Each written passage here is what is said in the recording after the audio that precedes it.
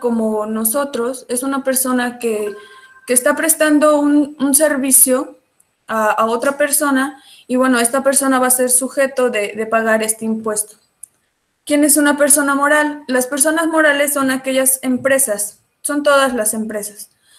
Solamente eso tienen que saber. Una persona física es una persona como nosotros que está prestando algún servicio independiente, un servicio a otra persona y esta misma debe de pagar este mismo impuesto, al igual que las empresas.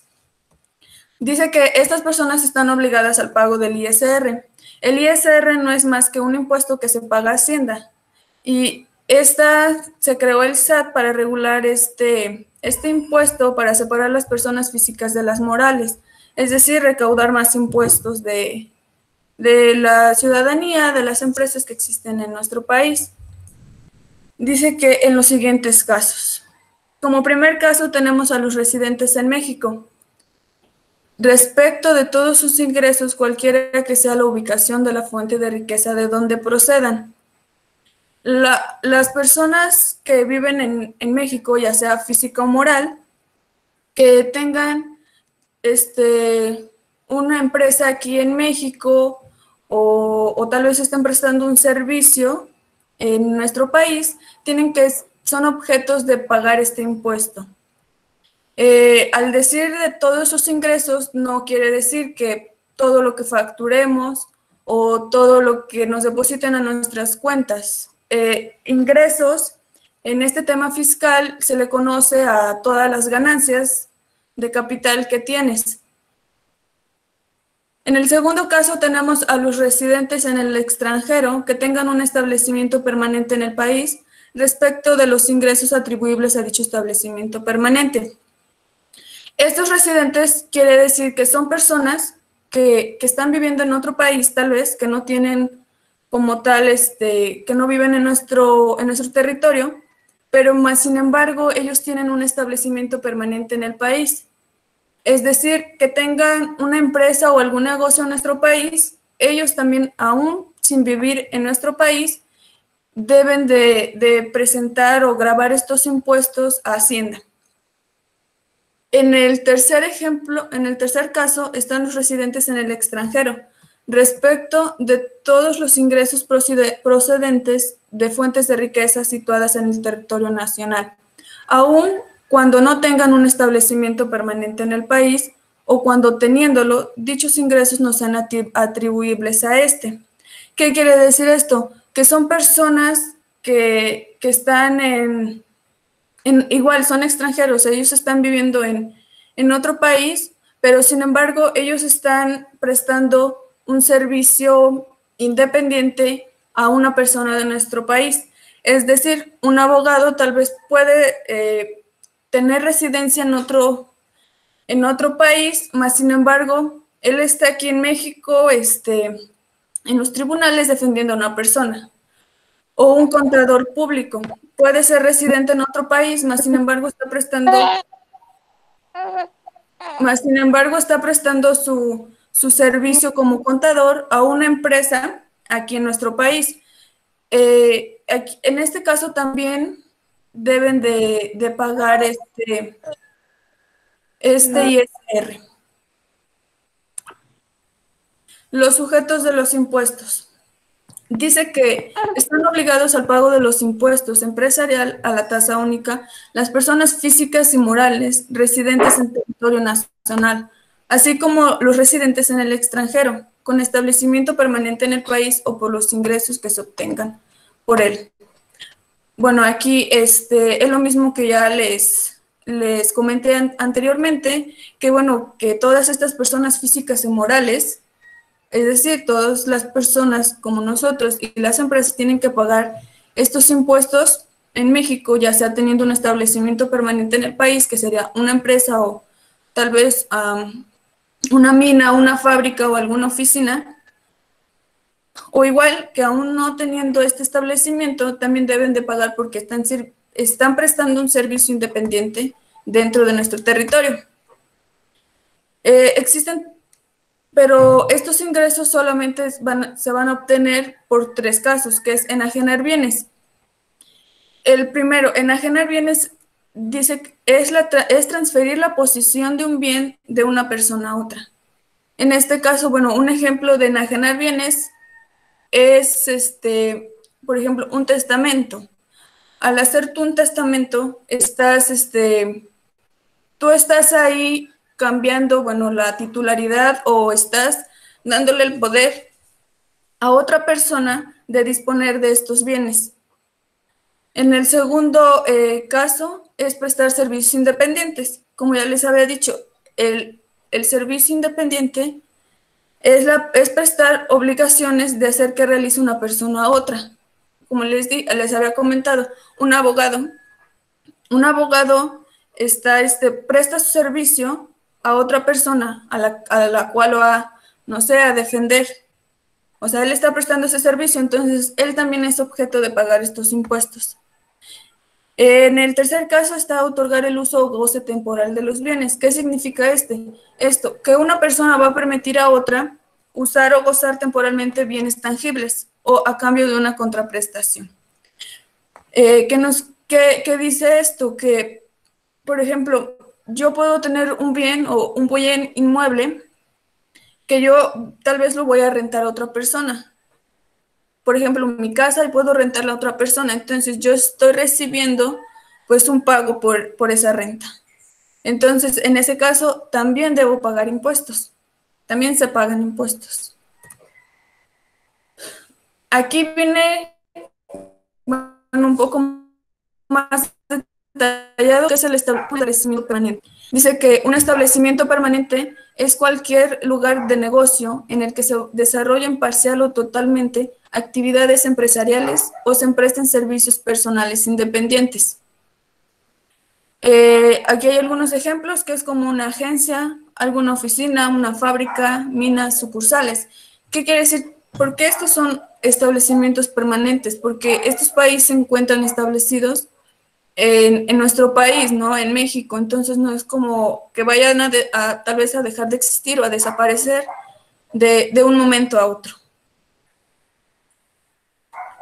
¿Quiénes son los residentes en México? Porque anteriormente pues yo ya hablaba que residentes en México, que es extranjeros, pero aquí viene realmente quiénes son los residentes en México.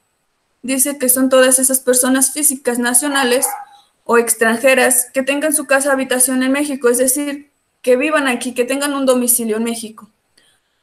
Cuando también tengan casa habitación en otro país, se considera residente en México si se encuentran los siguientes casos.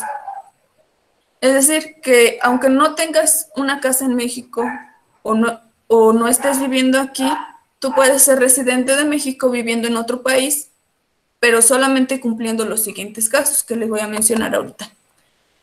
Cuando el 50% de tus ingresos anuales los obtengas en México, es decir, si tú tienes una empresa en México o un negocio, pero la mitad de todos los ingresos, todas las ganancias que tú tienes anualmente rebasa más de la mitad, ya te hace un residente mexicano, por lo que también tienes que pagar ingresos. Que en el segundo caso es que el centro de tus actividades profesionales se ubique en territorio nacional. Es decir, que el centro donde tú trabajas o donde prestas tus servicios esté aquí en México. Por ejemplo, un abogado que tenga un bufete tal vez en México.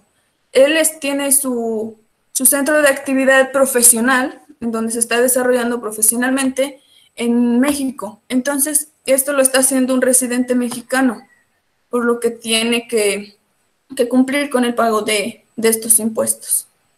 En el tercer caso están las personas que son funcionarios de Estado. En temas fiscales, el Estado no es más que el gobierno, pero en este tema fiscal se menciona como Estado, no como gobierno. Entonces, todos los funcionarios que estén trabajando para el gobierno tienen que pagar impuestos.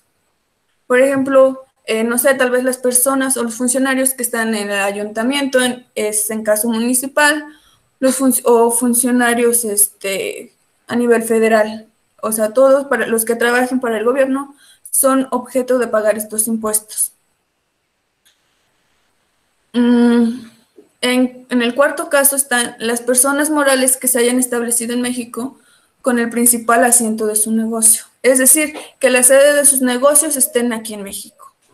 Una persona física puede tener tal vez, no sé, una línea, unas sucursales, pero que la sede principal de esas sucursales o de esos negocios esté en territorio mexicano. ¿Qué es un residente en el extranjero?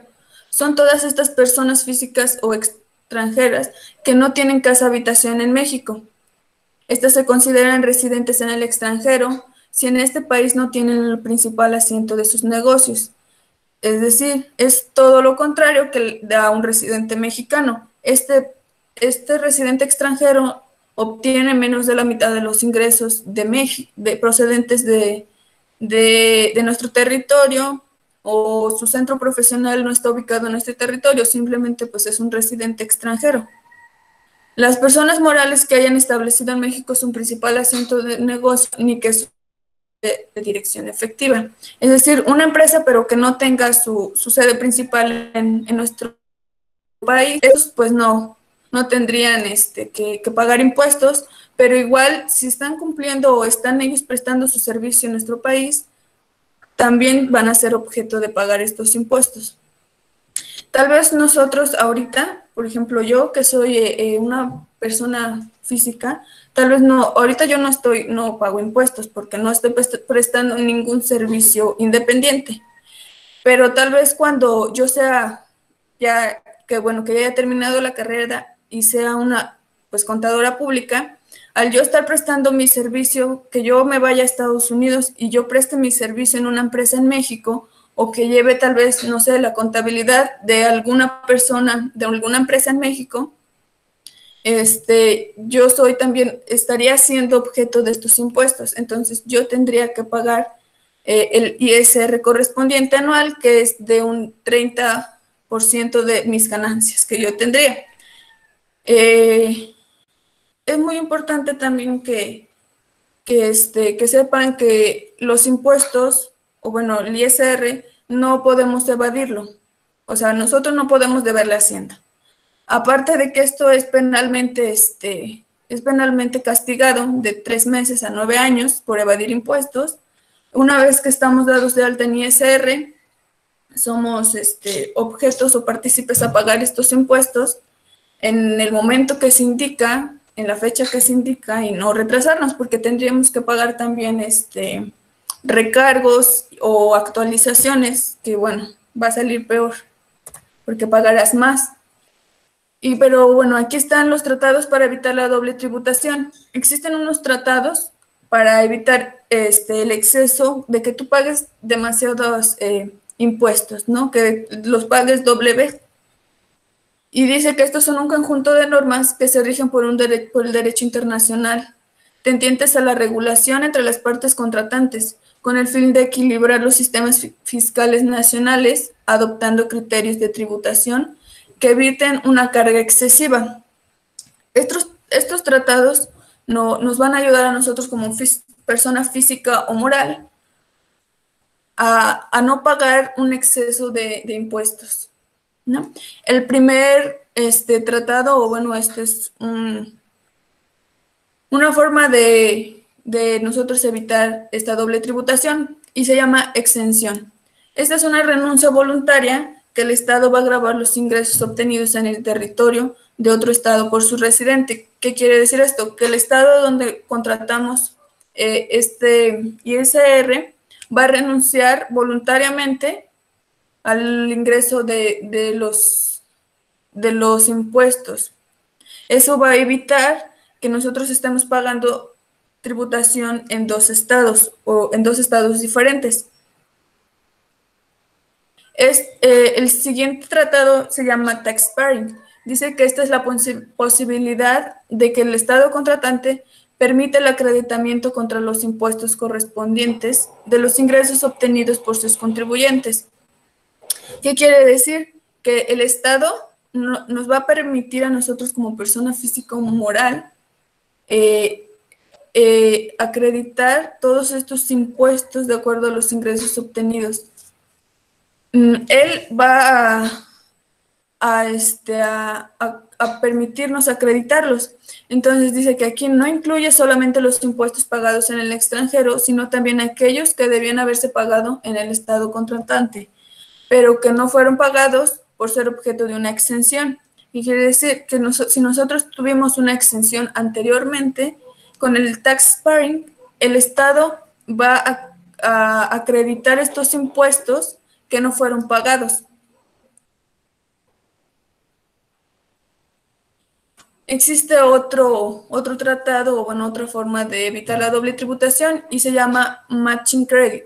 Estos son incentivos fiscales establecidos por el Estado de la fuente beneficiada al inversionista extranjero, el cual gozará en su estado de residencia de un crédito computado a la tasa establecida en el tratado fiscal respectivo.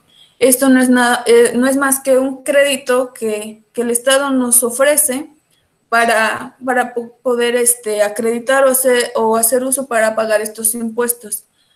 Pero bueno, personalmente yo creo que bueno, te va a salir mucho más caro recibir este crédito porque pues no, porque obviamente pues te van a cobrar intereses, te van a cobrar recargos, entonces pues no es tan recomendable. Existe otro que se llama Investment Credit. Este es un porcentaje que un inversionista de capital puede ser acreditado por un inversionista extranjero en un estado de residencia. Esta es una inversión de capital que se te va a hacer para poder acreditar el impuesto que vas a pagar. Esto es para evitar la evasión o los fraudes fiscales por medio de mecanismos de intercambio o de información fiscal. Como les había mencionado, no podemos evadir los impuestos ni hacer fraudes fiscales en cuanto al pago del ISR.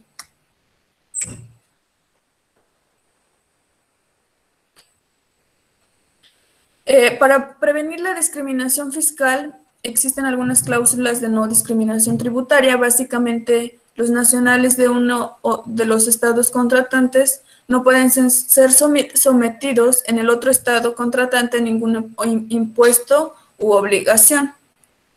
Es decir, si contrataste en dos estados diferentes, ninguno de los dos te puede obligar o puede ser sometido por ninguno de ellos dos. Dice que existen algunas medidas para evitar la doble tributación respecto de los diversos tipos de ingresos. Puedes evitar toda esta doble tributación con los que ya les había mencionado anteriormente sobre los créditos o la exención, pero solamente en estos casos que están aquí mencionados.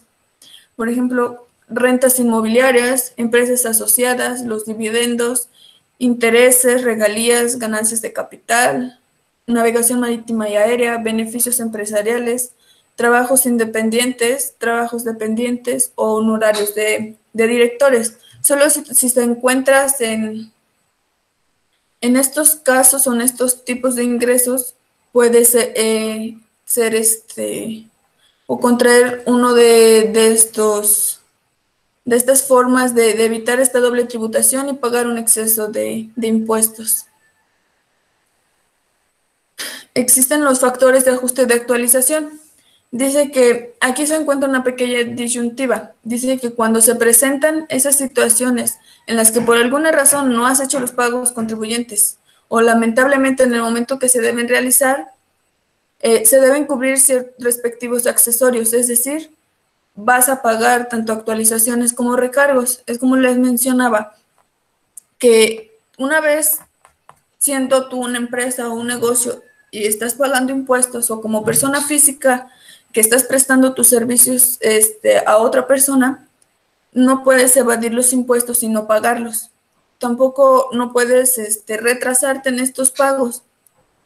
No puedes dejar de pagar estos impuestos porque es aparte de que es penalmente castigado, también te van a cobrar muchísimos recargos cuando quieras liquidar o pagar todos esos impuestos que debes. pero para ello se deben de basar o consultar la ley del impuesto sobre la renta, pero también el Código Fiscal Federal, ya que en la mayoría de los casos se cae en un supuesto del código, es decir, que solamente consultan el Código Federal Fiscal. Pero en en este caso van a consultar cierto porcentaje de, ¿cuál va a ser el porcentaje de recargos o cuáles serían las actualizaciones cuando tú ya estés presentándote a pagar estos impuestos? Y bueno, creo que era todo, ya nada más como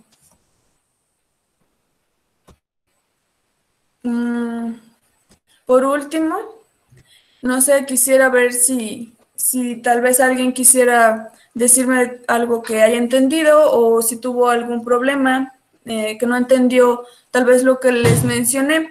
Como les decía, tal vez ahora no nos interese tanto este tema, pero tal vez en algún futuro alguno de nosotros desee emprender algún negocio o tener trabajar en una empresa, y pues sí es importante como tener en cuenta estos puntos o mínimo tener como una noción de lo que podríamos hacer o de qué se trata este pago de interés, ¿no? Y bueno, creo que es todo.